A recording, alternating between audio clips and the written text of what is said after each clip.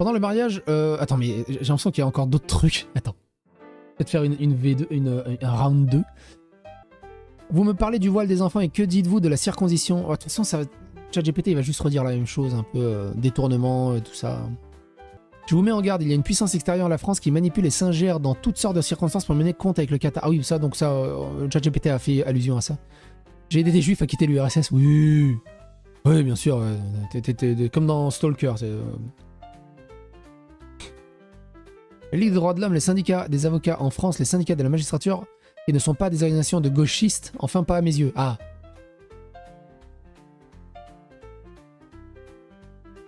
Celle-là, je veux bien qu'il me le passer dans le chat GPT. Donc il dit, hein, la Ligue des droits de l'homme et le syndicat des avocats de la France et le syndicat de la magistrature qui ne sont pas des organisations de gauchistes, enfin pas à mes yeux. Technique utilisée, blanchiment idéologique. Mélenchon prend des organisations clairement identifiées comme très ancrées à gauche et affirme qu'elles ne le sont pas. Le but, rendre son argument neutre, faire croire qu'il cite des instances indépendantes, maquiller un soutien politique en appui objectif. C'est une technique politique en appui objectif. Merde, j'ai pas lancé l'enregistrement, c'est pas grave, je récupérerai le truc pour en faire une vidéo peut-être. C'est une technique classique d'argumentation d'autorité. Faire contraire à la réalité. Ces organisations sont bien ancrées à gauche. La Ligue des droits de l'homme, historiquement engagée dans les combats de gauche depuis l'affaire Dreyfus, opposée à la majorité des politiques sécuritaires depuis 20 ans, très critique de la laïcité stricte et des lois antiséparatistes, c'est reconnu comme une organisation de gauche, même si non partisane. Le syndicat de la magistrature, publiquement classé à l'extrême gauche dans la vie judiciaire, connu pour le fameux mur des cons, affaire très politisée, opposé systématiquement à toutes les lois sécuritaires, y compris antiterroristes. C'est le syndicat le plus politisé à gauche dans la magistrature. Le syndicat des avocats de France, toujours associé aux positions les plus progressistes en justice, très proche idéologiquement des associations de gauche, positionnement constant contre les lois répressives ou sécuritaires, c'est un syndicat clairement à gauche reconnu comme tel. Salut Psycho, je t'ai découvert il y a un an. Il y a déjà les youtubeurs que je regarde le plus, merci pour... J'espère te voir pendant longtemps encore. Mais c'est très gentil, merci à toi. Pourquoi Mélenchon a dit ça? Parce qu'il a besoin de créer un récit. Ce n'est pas la gauche qui me défend, c'est la neutralité institutionnelle. Ça sert à donner de la crédibilité à ses arguments, présenter ses soutiens comme neutres, dissimuler que leurs positions sont alignées avec les siennes depuis toujours. C'est un tour rhétorique, pas une réalité. Le vrai problème de sa phrase, il transforme des entités politiquement situées en experts neutres. Or, dans un débat sur l'islamisme, les dissolutions, la laïcité et l'extrême gauche, faire passer des alliés idéologiques pour des arbitres objectifs, c'est déloyal intellectuellement. Il est où le truc du zizi là? J'ai pas vu un truc avec un zizi? Pendant le mariage pour tous, vous étiez tous dans des manifestations avec des islamistes. Ça nous a pas dérangé? Fait valoir Jean-Luc Mélenchon s'adressant aux députés de droite. Ils défendent des vues sur la famille qui sont plus proches des vôtres que des miennes. Vas-y, on va faire avaler ça.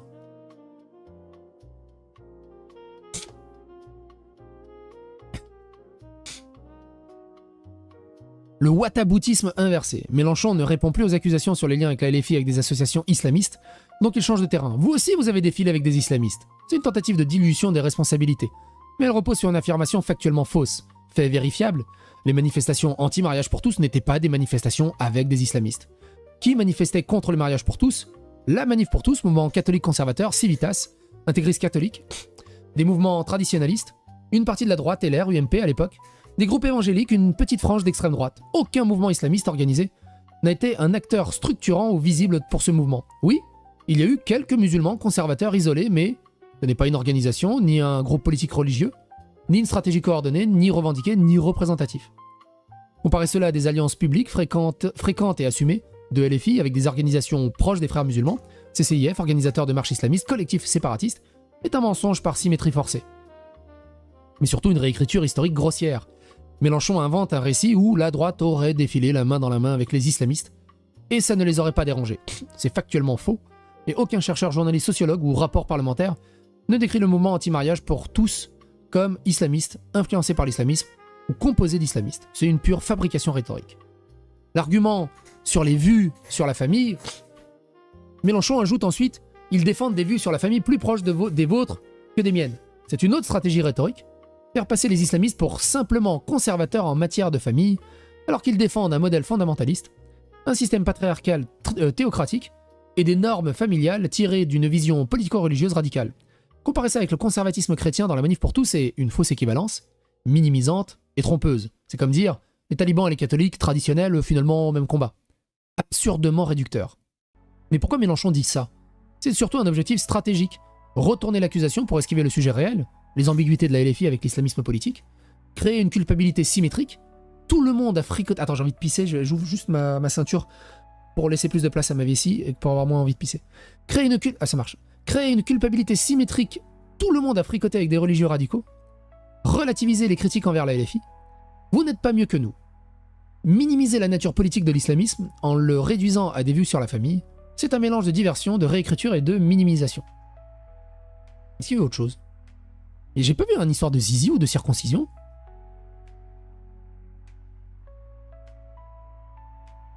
Notre mouvement n'acceptera jamais l'entrisme religieux, nous n'avons pas de difficulté avec les musulmans dans nos rangs. Vas-y, ça peut être rigolo ça.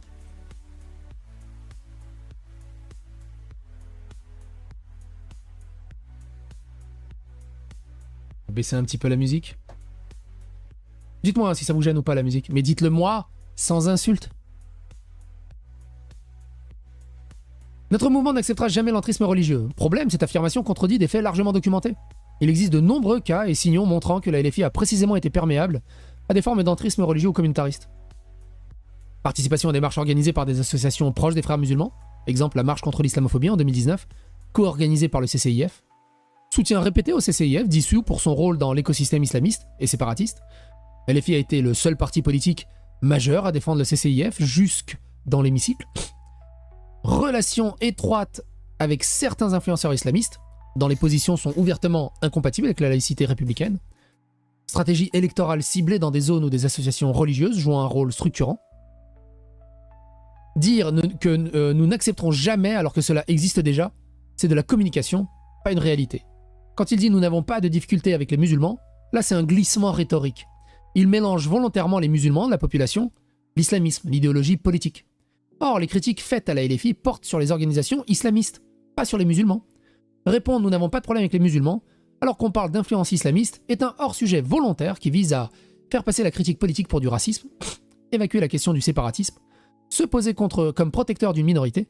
C'est un renversement accusatoire typique. Avant, avec l'Église, c'était autre chose. Ici, Mélenchon tente un parallèle historique, mais il ne tient pas. Avant, l'Église n'entrait pas dans LFI, qui n'existait pas.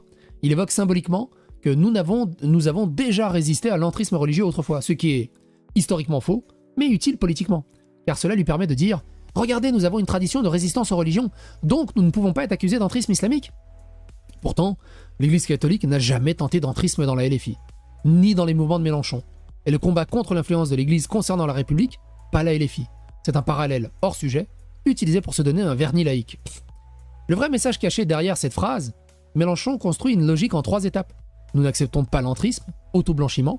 Nous n'avons aucun problème avec les musulmans, déplacement du débat en mélangeant musulmans et islamistes. L'Église était un problème, pas eux, réécriture idéologique qui efface toute question sur les organisations islamistes. Le discours sert à fermer le débat sur les ambiguïtés de la LFI avec le séparatisme religieux, pas y répondre. C'est incroyable quand même. Vous me parlez du voile des enfants... Ah c'est ça je crois. Vous me parlez du voile des enfants que l'on met à voile... Ah c'est ça, il parle de circoncision. D'accord ?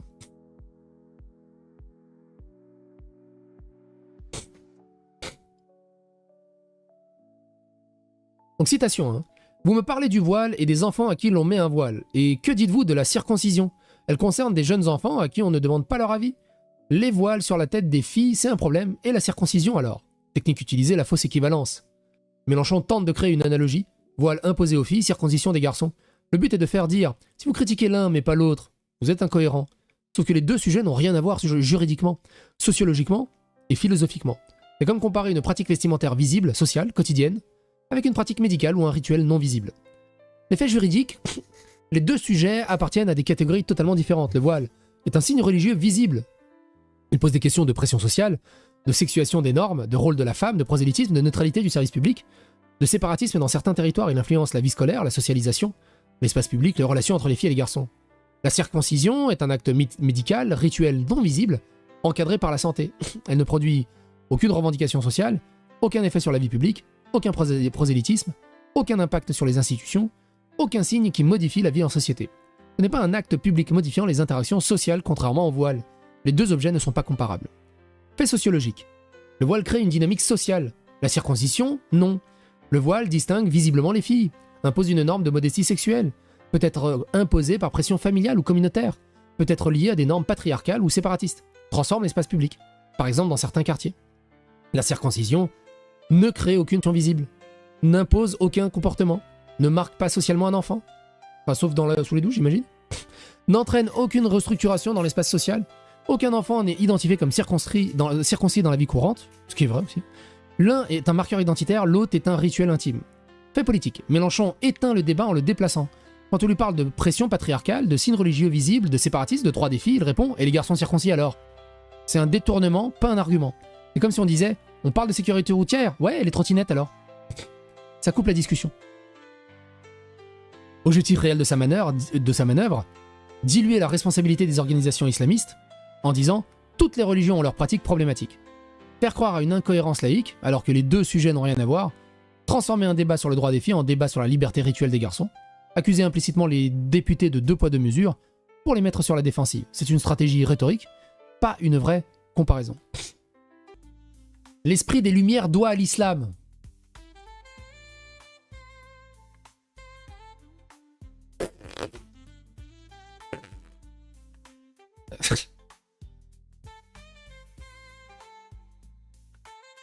Les baloches de Mélenchon sont tellement énormes qu'elles ont leur propre centre de gravité. Technique utilisée, l'anachronisme flatteur. Mélenchon reprend une thèse militante popularisée par certains auteurs postcoloniaux selon lequel les Lumières françaises, Voltaire, Rousseau, Montesquieu seraient héritières de l'islam médiéval. C'est historiquement faux dans sa formulation absolue. C'est un romantisme politique destiné à valoriser une religion dans un débat contemporain. Historiquement, les Lumières doivent à la Grèce antique, Rome, le christianisme, la Renaissance. Les Lumières reprennent principalement la philosophie grecque, Aristote, Platon, Démocrite, Épicure, le droit romain, le rationalisme chrétien, Thomas d'Aquin, Augustin, Erasme, la science de la Renaissance, Copernic, Galilée, Newton, les philosophes politiques européens comme Hobbes ou Locke. C'est ça le cœur intellectuel des Lumières françaises. Alors d'où vient la confusion? Il est vrai que des savants musulmans médiévaux, Averroès, Avicenne, ont transmis et commenté Aristote. C'est important, mais ce n'est pas l'origine de l'esprit des Lumières. C'est ce qu'on appelle une transmission ou une médiation, pas une filiation intellectuelle directe. Les Lumières ne s'appuient pas sur le Coran, ni sur la jurisprudence islamique, ni sur les structures politiques islamiques. Les penseurs musulmans du Moyen-Âge ont transmis Aristote. Mais l'islam, en tant que religion, n'est pas à l'origine du rationalisme des Lumières. C'est comme dire l'esprit des Lumières doit aux moines copistes parce qu'ils ont recopié des manuscrits grecs. Ce n'est pas faux, mais ce n'est pas l'origine intellectuelle. Les Lumières ont même été critiques envers l'islam. Voltaire, Montesquieu, Diderot, tous ont exprimé des critiques fortes contre les religions en général, dont l'islam, qu'ils percevaient à tort ou à raison comme une religion autoritaire, théocratique et non rationaliste. Et je vous rappelle, c'était une excellente religion que adorait Moustache. Il se retrouvait beaucoup dedans. Il y a eu des régiments SS aussi. Mais bon, ça, généralement, ils oublient. Hein. Voltaire dans Mahomet, où le fanatisme, critique féroce de la religion. Montesquieu dans L'Esprit des lois, critique des despotismes orientaux. On est loin du récit, l'islam a inspiré les Lumières. Pourquoi Mélenchon dit ça? C'est très clair. Se poser en protecteur de l'islam en France en lui donnant un rôle historique noble, dépolitiser le débat sur l'islamisme en mélangeant la religion et les philosophies des Lumières, valoriser un récit civilisationnel positif pour contrer les critiques du voile, du séparatisme, etc. C'est une stratégie de récit, pas une réalité historique. C'est incroyable quand même.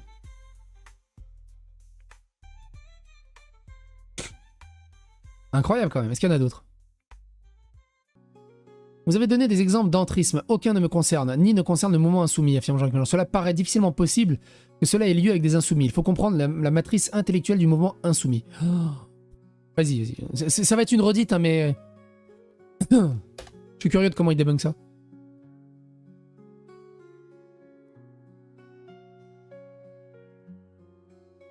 Technique, la négation totale plus l'autosacralisation. Mélenchon utilise 2 ressorts rhétoriques simultanés.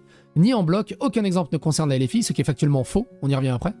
Sacraliser les mouvements, c'est impossible chez nous car notre matrice intellectuelle est trop pure. C'est une manière d'affirmer « nous sommes idéologiquement incorruptibles ». Ça relève plus du discours religieux que politique. Dans les faits, de nombreux éléments liés à la LFI relèvent précisément de l'entrisme.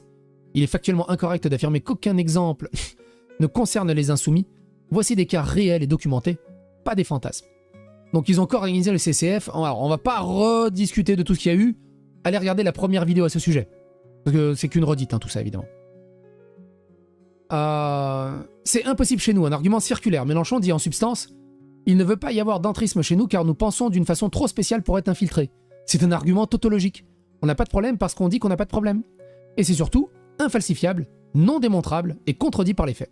Non démontré, pardon, et contredit par les faits. La matrice intellectuelle des insoumis n'exclut pas l'entrisme, au contraire. La matrice de LFI est fondée sur la défense des minorités, l'antidiscrimination systématique, l'anti-impérialisme, les critiques des institutions laïques perçues comme oppressives, la relativisation des revendications religieuses dans certains quartiers. C'est exactement le terreau dans lequel l'islamisme politique prospère. Les organisations fréristes utilisent depuis 40 ans la rhétorique antiraciste, les critiques de la laïcité, les revendications de droit, les dénonciations de l'islamophobie. Dire que LFI est immunisé revient à dire « nous n'avons aucun angle mort », ce qui est faux. Il faut travailler avec vigilance, avec l'unité de ça, ouais, ça on l'a vu, c'est un truc un peu similaire, on l'a déjà vu.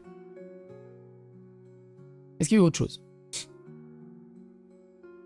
Oui, avant les Arabes étaient au top et l'islam est arrivé, c'est ça. En gros, ça s'est arrêté quoi, au 6e, 7e siècle, c'est ça hein, à peu près. Si je dis pas de bêtises, hein, c'est par là, hein, c'est vers le 6e, 7e siècle. Je me rappelle plus, parce que je l'ai étudié. Hein. Ibn Khaldoun, putain, j'en ai bouffé. Hein. J'en pouvais plus d'Ibn Khaldoun. J'en pouvais plus. C'était tellement... Entre Ibn Khaldoun et l'autre, là, Émile Durkheim et les formes élémentaires de la vie religieuse, écrit dans un... traduit en ancien français d'un ancien allemand. Oh, putain. J'en ai encore des PTSD, des cauchemars. Rien de particulier. Si vous voulez interroger des gens qui ont son lien avec des terroristes, interrogez les membres du RN. Bon ça, on a déjà fait un truc un peu similaire. Mélenchon jure qu'il n'y aura jamais d'entrisme LFI devant les députés. Non mais c'est déjà le cas. J'arrive. Quoi? Qu'est-ce qu'il y a? Non, pourquoi? J'arrive. Bon, ma femme a besoin de moi. Sur ce les amis, je vous remercie. Je vous remercie. Ouais, je vous remercie. Je vous remercie d'avoir suivi ce live. N'hésitez pas à partager la vidéo qui vient de sortir. Et surtout, très important, je mettrai la deuxième partie demain ou après-demain. Quoi qu'il en soit, portez-vous bien et à bientôt pour d'autres aventures. Bisous. J'arrive.